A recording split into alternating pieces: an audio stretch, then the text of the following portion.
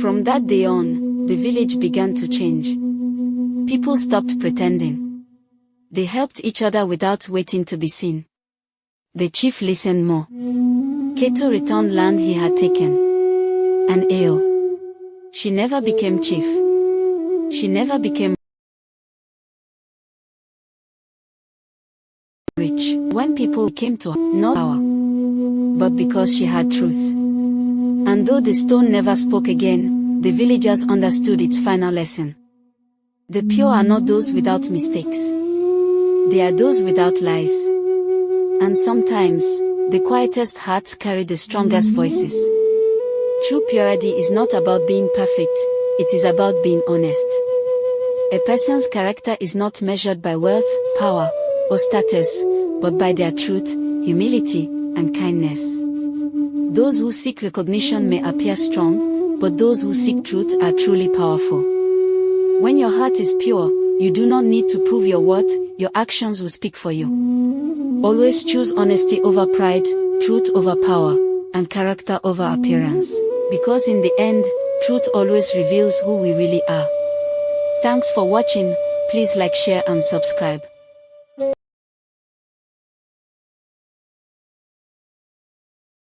A story about destiny, truth, and the courage to listen. Long before messages traveled through wires and screens, the people spoke through drums. The drums were not just instruments. They were voices. They carried warnings across forests, joy across rivers, and wisdom across generations. Among all drums, there was one the elders feared and respected the most. It was called the talking drum.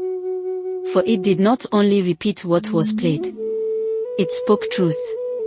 And truth, the elders said, was the most powerful sound of all. This is the story of the boy the drum chose to call its son. In the village of Iamf, drums were sacred. Every child grew up learning their rhythm. Every celebration, every warning, every prayer lived within the drum. The greatest drummer in the land was Baba Eo. His hands could make the drum laugh. They could make it cry. They could make it speak. But when his son was born, something was wrong. The child did not cry. He did not make a sound. He only looked around with calm, deep eyes. The villagers whispered. A child without a voice cannot carry rhythm. A drummer's son must speak. But Baba Eo only held his son close. He is not silent, Baba Eo said. He is listening. He named the boy Obi. Which meant, the hard at the center of the village stood the talking drum. It rested on carved wood, wrapped in sacred cloth. No one touched it, no one played it. Not since the elders said it had spoken its last warning many years ago. They believed its voice had gone silent forever. But Obi was different. From the time he could walk, he went to the drum. He did not touch it. He did not play it. He simply sat beside it and listened. Hours would pass. The sun would rise and fall. Still, Obi listened. The villagers shook their heads. He is strange. He is useless. He will never be a drummer.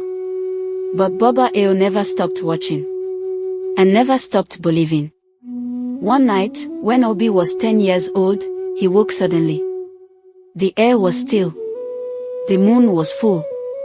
And in the silence, he heard it. A heartbeat. Slow. Deep. Alive. He followed the sound. Step by step. Until he stood before the talking drum. The drum paused softly. Like breath. Obi reached out.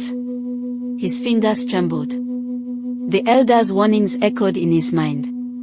But something deeper called him forward. He touched the drum. Boom. The sound roared across the village like thunder. Lights flickered on. Villagers woke. Fear filled the air. They ran toward the center. And there stood Obi. His small hand resting on the drum. The elders gasped. The drum has spoken. They expected anger. Punishment. Disaster. But Obi only whispered, it was lonely. From that night on, Obi began to play. Not loudly. Not proudly. But carefully. Respectfully. And the drum responded. It spoke through him. Not in words. But in rhythm. One day, Obi played a rhythm no one had heard before. The elders froze. Their faces turned pale. What does it mean? A villager asked. The oldest elder stepped forward slowly. It is a warning. What warning? The elder hesitated. Danger is coming. The villagers laughed. There is no danger. The land is peaceful. The drum is old. But Baba Eo did not laugh. He listened. And he heard the truth. Days later, strangers appeared at the edge of the land. They came quietly. But their intentions were loud. They came to take. To conquer. To destroy. Fear spread through the village. What do we do? The people cried. The elders turned to Baba Eo. But Baba Eo turned to Obi. The drum chose him, he said. Obi stepped forward. His hands shook. He was only a boy. How could he protect them? But the drum paused beneath his fingers. Steady. Certain. Alive. He began to play. The rhythm spread across the land. Far beyond the village. Far beyond the trees. Far beyond fear.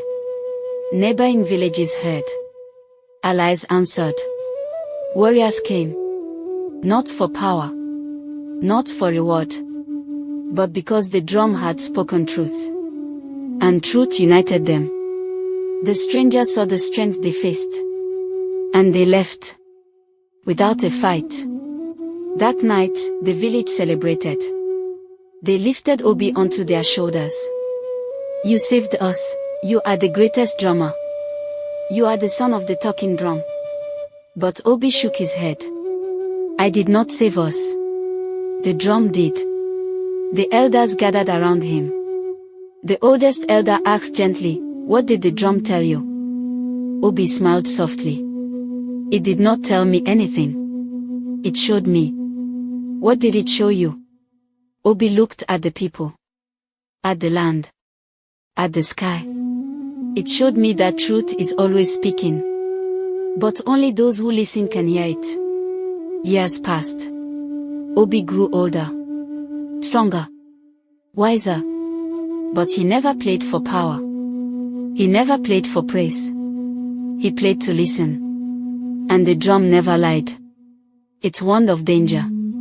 It guided the lost. It united the people. And the villagers understood something they had forgotten. The drum did not choose the strongest hands. It chose the quietest heart, the one willing to listen. True power does not come from strength, noise, or recognition. It comes from the courage to listen, to truth, to wisdom, and to the voice within. Those who listen deeply can see what others cannot and protect what others overlook. Leadership is not about being heard. It is about hearing what matters most. Thanks for watching, like, share, and subscribe.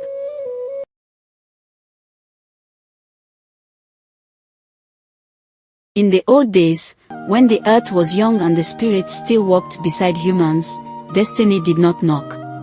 It marked you. Not all children were born the same. Some were born to farm. Some were born to learn. Some were born to follow. But once in many generations, a child was born to lead.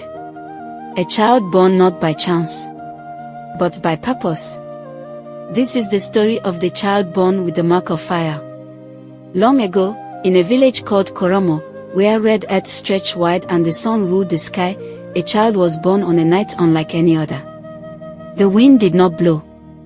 The animals did not move, even the fire in the cooking pits burned low and quiet. The elders felt it. Something had arrived. The child was born just before dawn. And on his shoulder was a mark. A mark shaped like flame. Not painted. Not carved. but glowing faintly. Alive. The midwife stepped back in fear.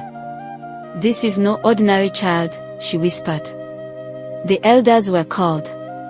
They looked at the child carefully.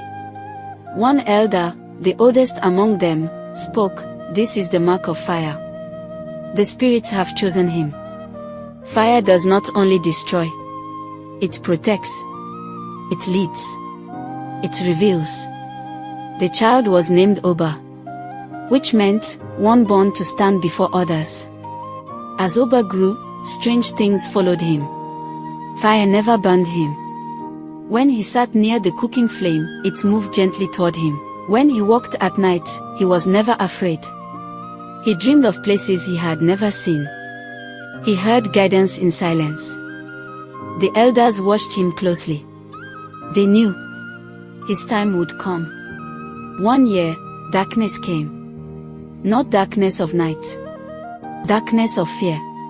Strangers approached the land. Warriors hungry for power. They burned villages nearby. Smoke filled the sky. Fear filled the people. The villagers ran to the elders. "What will we do?" they asked. The elders were silent. Then they looked at Oba. The mark on his shoulder glowed faintly.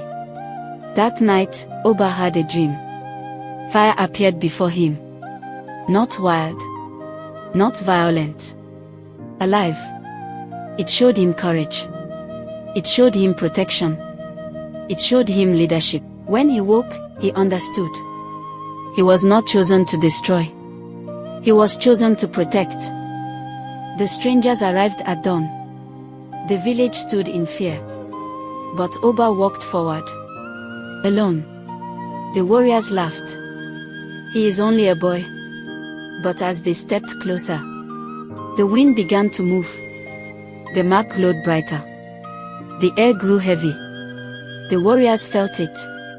Not fear of Oba. Fear of the spirit within him. They turned. And they left. Without a fight. Without a word. The village was safe. The elders bowed their heads. From that day forward, Oba was no longer called child. He was called the flame that protects.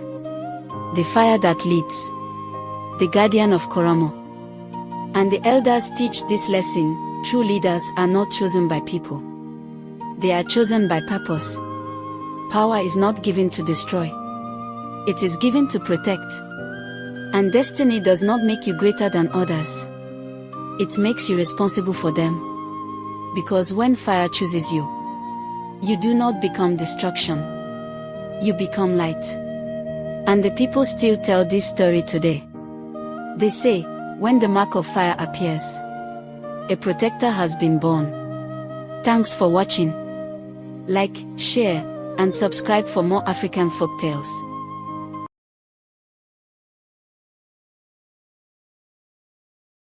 Kuti and the Stolen Treasures. Long ago, Africa was full of life, stories, and spirit.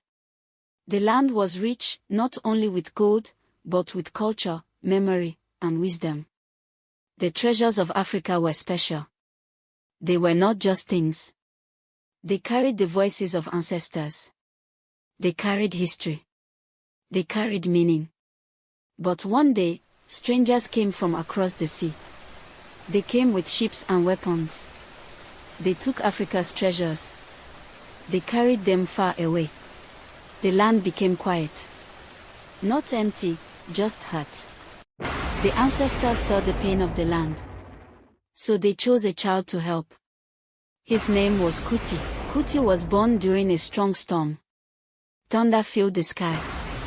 The elders knew he was special. As Kuti grew, he had dreams. He saw African treasures locked in glass rooms. He saw them far away from home. In his dreams, they spoke to him, "Bring us home." When Kuti became a man, he went to the elders. He said, "The ancestors are calling me." The elders gave him a staff and blessed him. They said, "Do not fight with anger.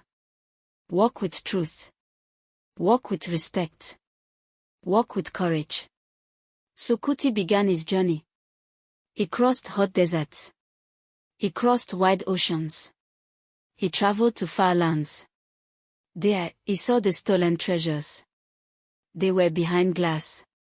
They were locked away. But when Kuti stood before them, the treasures knew him. The glass broke. The locks opened. Not by force. Not by fighting. But by spirit and truth. Kuti carried the treasures back home. When he returned to Africa, the land felt whole again. The people sang. The children danced. The elders smiled. Africa did not only get her treasures back. She got her story, her dignity, and her spirit back. And Kuti was no longer called a warrior. He was called the restorer. The one who brings back what was lost. And the people still tell this story today. They say, when something is taken that does not belong to thieves, it will always find its way home. Thanks for watching. Please do like and share and subscribe.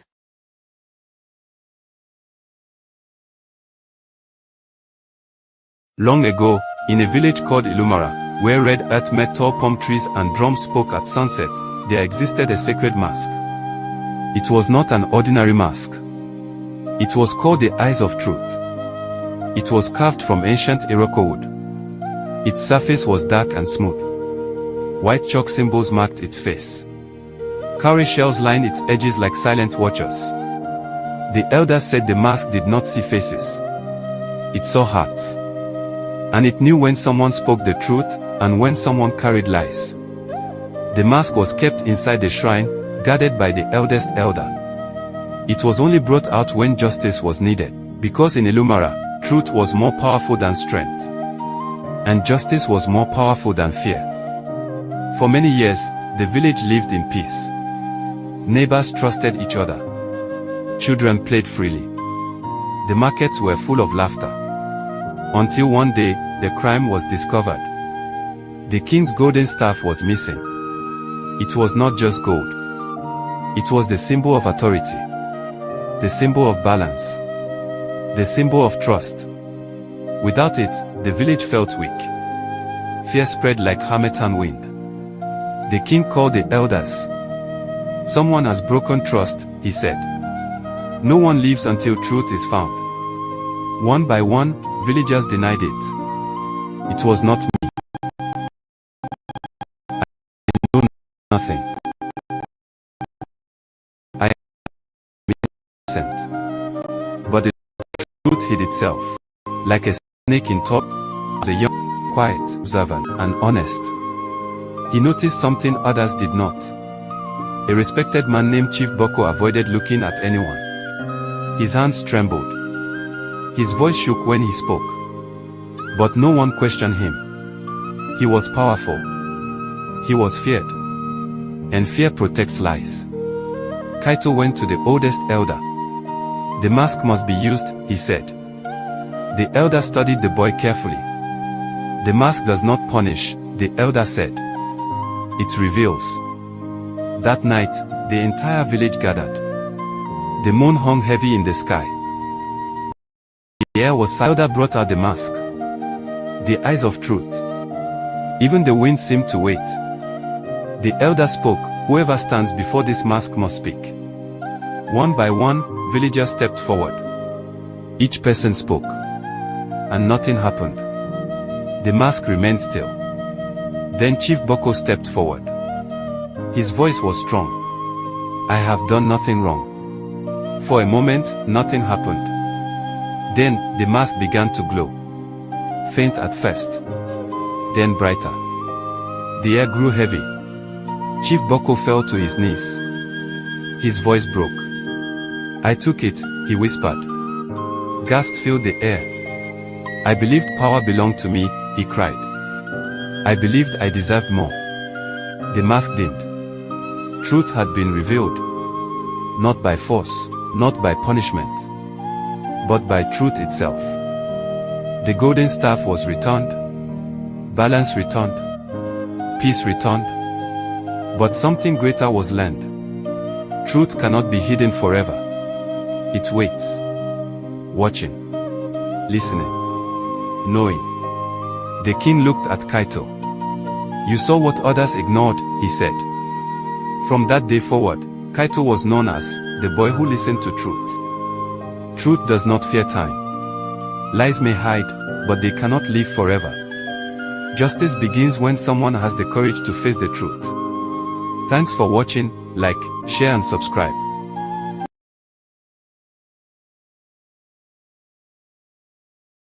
A story about destiny, truth, and the courage to listen. Long before messages traveled through wires and screens, the people spoke through drums. The drums were not just instruments. They were voices. They carried warnings across forests, joy across rivers, and wisdom across generations. Among all drums, there was one the elders feared and respected the most. It was called the talking drum. For it did not only repeat what was played. It spoke truth. And truth, the elders said, was the most powerful sound of all.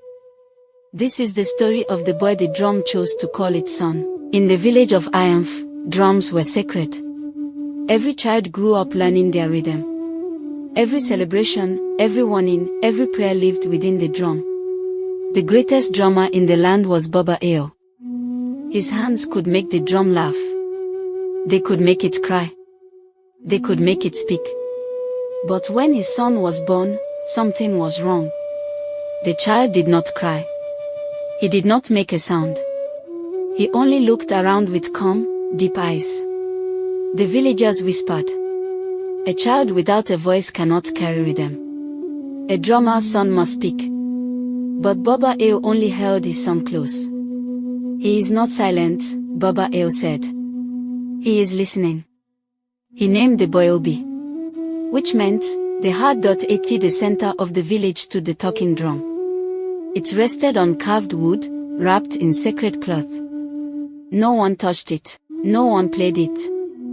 Not since the elders said it had spoken its last warning many years ago.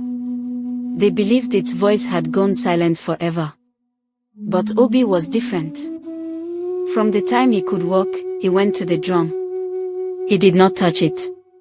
He did not play it. He simply sat beside it and listened. Hours would pass. The sun would rise and fall. Still, Obi listened.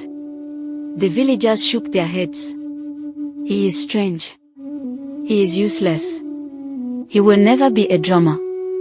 But Baba Eo never stopped watching. And never stopped believing. One night, when Obi was 10 years old, he woke suddenly. The air was still. The moon was full. And in the silence, he heard it. A heartbeat. Slow. Deep. Alive. He followed the sound.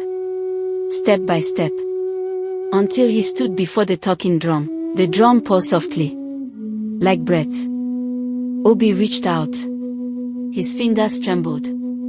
The elders' warnings echoed in his mind. But something deeper called him forward. He touched the drum. Boom. The sound roared across the village like thunder. Lights flickered on. Villagers woke. Fear filled the air. They ran toward the center. And there stood Obi. His small hand resting on the drum. The elders gasped. The drum has spoken. They expected anger, punishment, disaster. But Obi only whispered, it was lonely. From that night on, Obi began to play. Not loudly, not proudly, but carefully, respectfully. And the drum responded. It spoke through him. Not in words, but in rhythm. One day, Obi played a rhythm no one had heard before. The elders froze. Their faces turned pale. "What does it mean?" a villager asked. The oldest elder stepped forward slowly. "It is a warning." "What warning?" The elder hesitated. "Danger is coming." The villagers laughed. "There is no danger. The land is peaceful. The drum is old." But Baba Eo did not laugh. He listened. And he heard the truth. Days later, strangers appeared at the edge of the land. They came quietly, but their intentions were loud. They came to take, to conquer, to destroy. Fear spread through the village. "What do we do?" the people cried. The elders turned to Baba Eo. But Baba Eo turned to Obi. "The drum chose him," he said. Obi stepped forward. His hands shook. He was only a boy. How could he protect them? But the drum paused beneath his fingers. Steady. Certain. Alive. He began to play. The rhythm spread across the land. Far beyond the village. Far beyond the trees. Far beyond fear. Neighboring villages heard.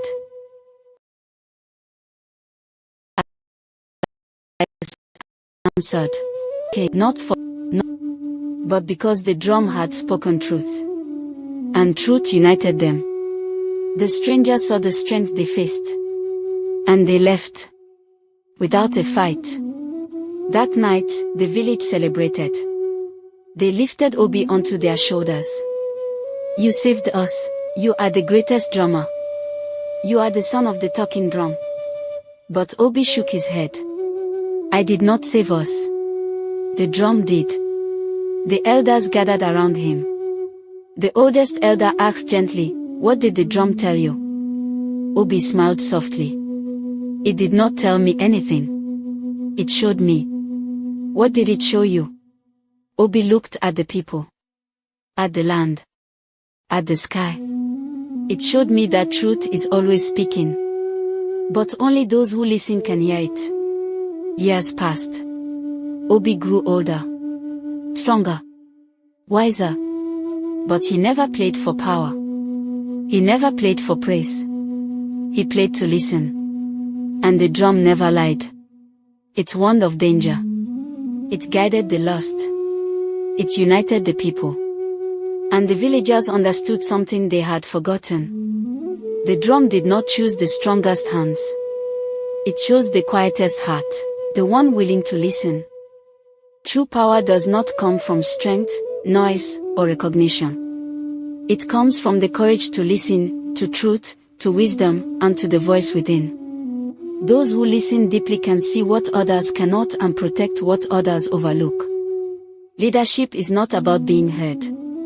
It is about hearing what matters most.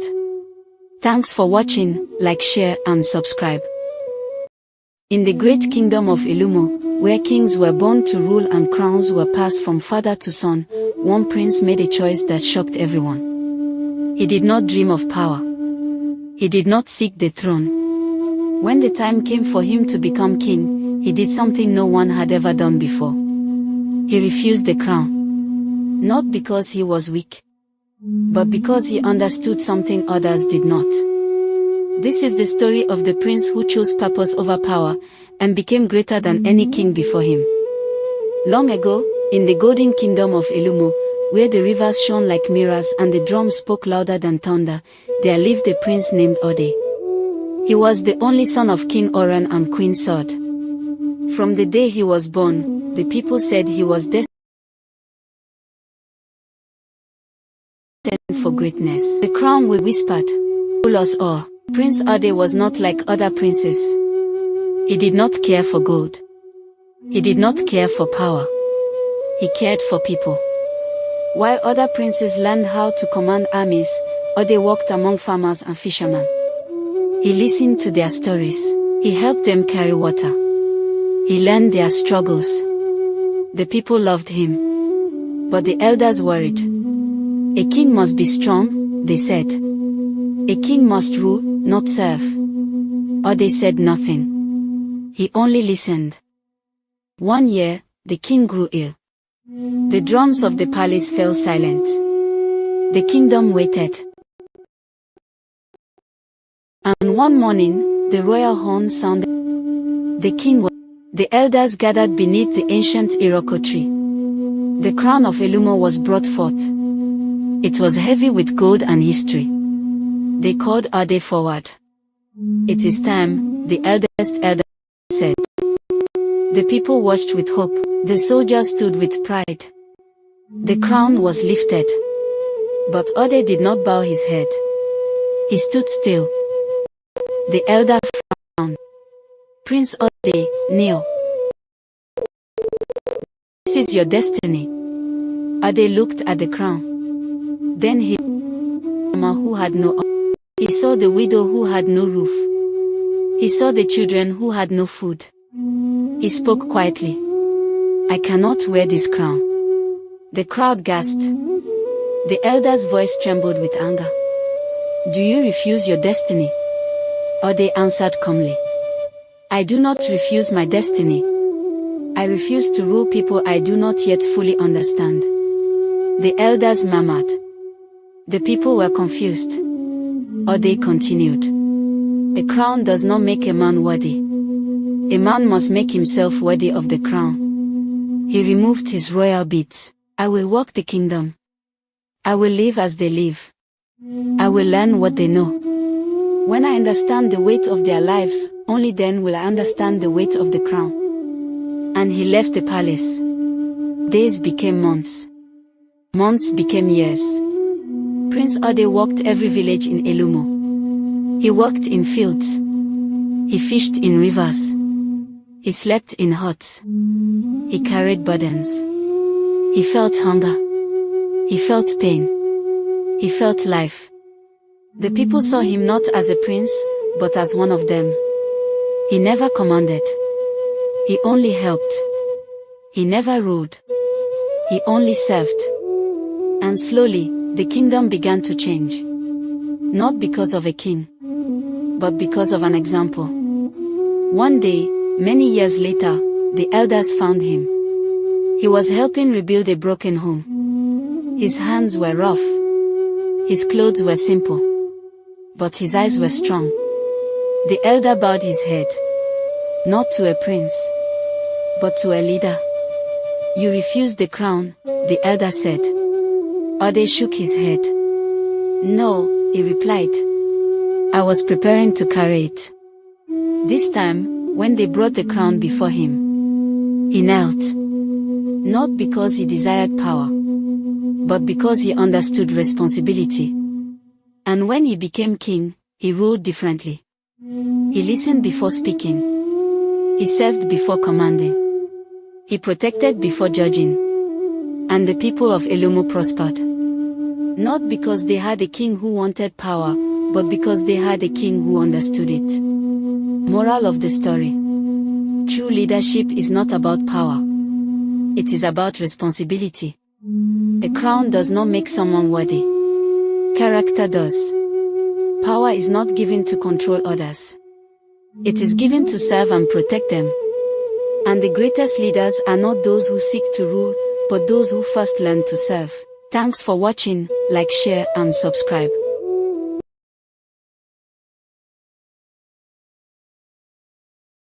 Long ago, when animals could speak and the forest could listen, there lived a great hunter named Konyo. He was very skilled. His arrows never missed. His traps were always full. The village praised him. Because of Konyo, people did not go hungry. But with time, Konyo changed. His heart became proud. He began to think only of himself. Every morning, Konyo went into the forest with his bow. He killed many animals. At first, he shared the meat with everyone. Later, he became greedy. He kept the best meat for himself. He hid it in secret places. The elders warned him. They said, the forest gives, but it also watches. Konyo laughed. He said, is the forest my master? One day, Konyo met a wounded antelope. The antelope spoke softly and said, Hunter, take only what you need. Konyo showed no mercy. He killed the animal. As he walked deeper into the forest, everything became quiet. The wind stopped.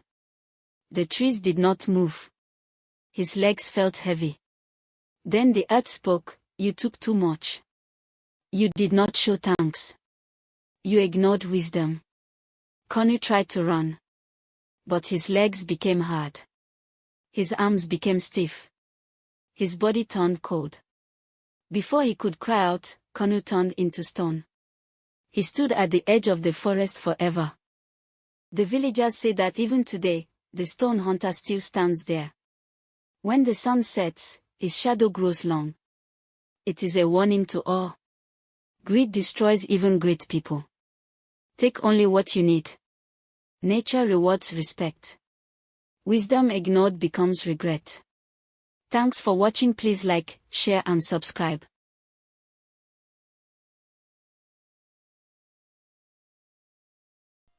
Long ago, beyond the wide golden plains and the whispering forest, there was a village unlike any other. It was a place where stories lived in every corner. The wind carried songs of ancestors. The rivers hummed with memory. The elders spoke words that shaped the hearts of the young. In that village, stories were more than entertainment. They were identity. They were strength. They were life. But one day, something strange began to happen. The stories began to fade. And with them, the people began to forget who they were. All except one child. No one remembered when the forgetting began. At first, it was small things. An old woman would pause in the middle of sweeping and wonder why she held a broom. A hunter would return from the forest with meat, but could not recall the path he had taken. Mothers hummed lullabies without knowing the words. Then came the deeper forgetting. The blacksmith stared at his forge as if it were a stranger. The chief wore his crown, but did not remember who had given it to him. The elders sat beneath the great iroko tree in silence, their mouths empty of wisdom. And slowly, like a fire dying in ash, the village forgot itself. They stopped telling stories. They stopped singing the old songs. They stopped speaking of who they had been. The village still had a name, but no one remembered why. All except one. His name was Sani. He was 10 years old, small and quiet, with eyes that seemed older than the hills. He did not know why he remembered when others did not. He only knew that he carried things inside him. Sounds, images, feelings that did not belong to forgetting. Sometimes he heard drums when there were none. Sometimes he dreamed of people whose names he had never learned, yet somehow knew. Sometimes he felt the village itself was trying to speak, but no one listened. One morning, Sani found his grandmother sitting outside her hut, staring at her hands. "They look like mine," she whispered. "They are yours," Sani said gently. She looked at him with confusion. "Who am I?" The question struck him like cold water. He had no answer she would believe. So he did the only thing he could.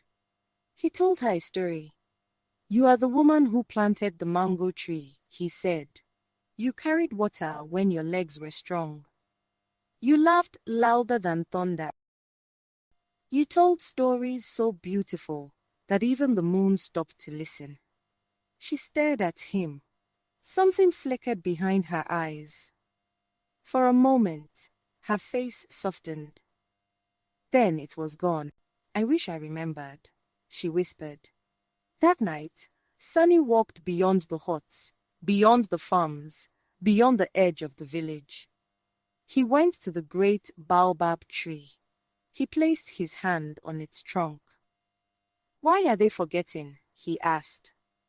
The wind answered not with words, but with understanding. The village had not lost its story. It had stopped telling it. Stories were not things you kept. They were things you shared. Things that lived only when spoken. Without stories, people became shadows. Without stories, People forgot who they were. The next morning, Sunny stood in the center of the village and began to speak. At the beginning, he said, this village was born beside a river that sang. At first, no one listened, but he continued. They built homes with their hands. They planted seeds with faith. They sang so the earth would know their names. People slowed. They were not afraid, he said, because they knew who they were. More people stopped. They were. So slowly something awakened.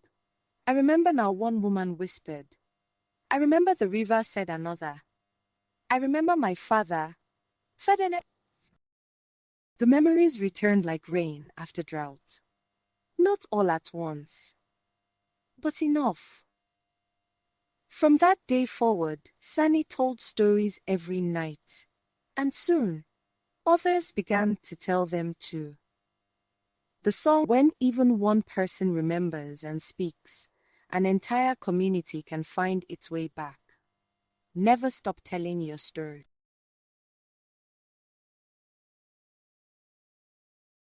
Long ago, in a land where the sun burned the earth and the soil cracked like broken pots, there was a village called Ayaf.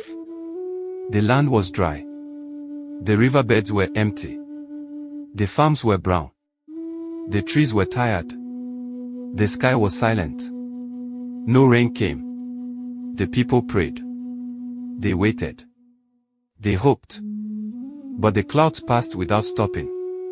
The elders said, the wind has turned its face away from us. In this village lived a young girl named Zora. Zora was quiet, gentle, kind. She loved the land. She loved the trees. She loved the sky. She loved the wind. While others stayed inside to hide from the heat, Zora went outside and spoke to the earth. She would touch the dry soil and whisper, do not die. She would look at the sky and say, please remember us. She would stand on the hill, wind touch her face. And sometimes, the wind would stay longer around her. As the sun fell into the air was still. Suddenly, the wind began to move. Soft at first, then strong. It circled Zora. It lifted her hair. It moved her clothes. It danced around her. The air felt up. Then a voice came. Not loud. Not harsh. Soft like breath. Child of the earth. Zora froze. Child of the dust and sky.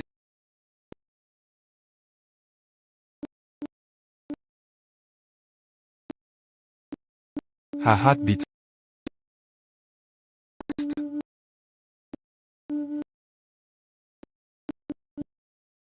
have listened when others forgot. You have loved when others used. You wrapped around her chosen. Spoke again, was people got gratitude. Balance. The wind said, of rain, not voice, but in. Then the wind, light, gentle, and something changed inside her. The air became calm again. The hill became silent. But Zora was no longer the same. That night, Zora dreamed. She saw dry lands, crying children, dead farms, empty rivers. She saw the wind walking like a spirit. It said, tell your people to change their ways, to respect the land, to stop harming the earth, to return gratitude to nature. If they do, rain will return. If they do not, the land will remain silent. Zora does. She said, the wind spoke to me. People laughed. But the elders listened. One old woman said, when the wind chooses a child, it is not for play. It is for purpose. Zora told them everything. About the voice. About the blessing. About the warning. The elders were quiet. The elders called the village. They said, we must change. So the people changed. They cleaned the land. They stopped burning forests. They stopped polluting rivers. They planted trees. They shared water. They thanked the earth. They taught children respect. They prayed with gratitude, not fear. Zora stood in the center of the village. The wind stayed around her. One evening, the sky changed. Clouds gathered. The wind moved. The air cooled. Thunder rolled softly. Then, a drop. Then another. Then another. Rain fell. Not heavy. Not violent. Gentle. Kind. Healing. The people cried. They danced. They sang. They knelt. The land drank. The earth smiled. The farms turned green. The rivers filled. Life returned. Zora was no longer called a small girl. She was called the girl chosen by the wind. The breath of the sky. The carrier of rain. The child of balance. And the elders teach this lesson: rain does not come only from clouds. It comes from respect. Nature does not answer noise. It answers harmony. The earth does not need rulers. It needs guardians. Because when humans forget the earth forgets humans. But when humans remember respect, the sky remembers rain. And the people still say today, when the wind chooses you, it is not to lift you above others, but to lift the land with you. Thanks for watching. Like, share and subscribe.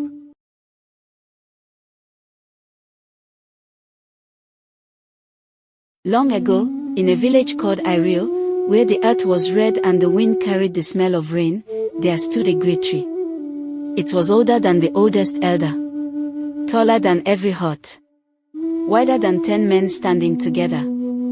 The people called it the Tree of Memory, because it did not forget. The elders said the tree was born when the first ancestors walked the land.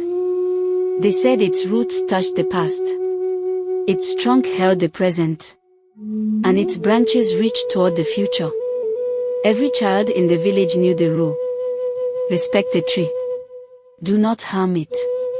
Do not lie beneath it, because the tree remembered every name, every birth, every life, every truth, and every lie. Among the villagers lived a young boy named Tond. Tond was curious. He liked to sit under the great tree and listen to the wind moving through its leaves. Sometimes, he felt the tree was listening too. One day, Tond asked his grandmother, "Why does the tree remember?" His grandmother smiled. "Because memory is how ancestors live," she said. "As long as you are remembered, you are never gone." Years passed. One dry season, strangers came to the village. They wanted to cut the great tree. They said, "It is only wood." The villagers were afraid. Without the tree, their connection to the ancestors would fade. But the strangers did not listen. They lifted their axes. Tond ran forward. Then the wind began to move. Not like normal wind. Like voices. Many voices. Old voices. Ancient voices. Speaking names. The names of the ancestors. The strangers froze. Their hands trembled. They felt something they could not explain. Respect. Fear. Truth. They lowered their axes.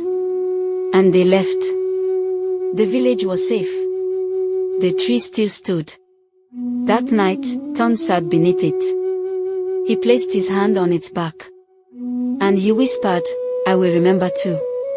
The wind moved gently, as if the tree understood.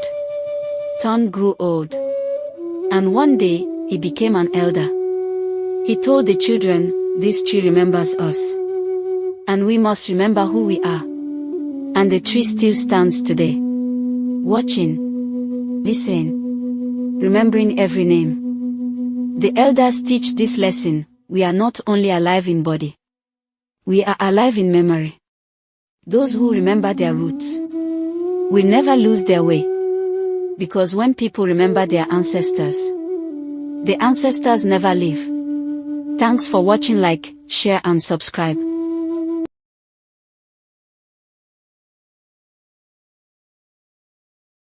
Long ago, people lived from the river.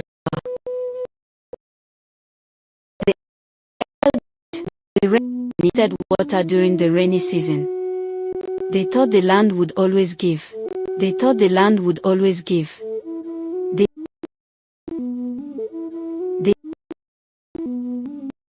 crop hunger. Even the birds stopped singing. And slowly night in, and as every time, soon the sky darkened. Then rain began to fall. Slowly at first. The children laughed. The ground read. Amina did not roar. He did. Amina did not roar. He did. Years passed. Amina grew older and ended with these words for it. Amina grew older and ended with these words for it. True strength seen through. People say the spirit lion still walks on the land.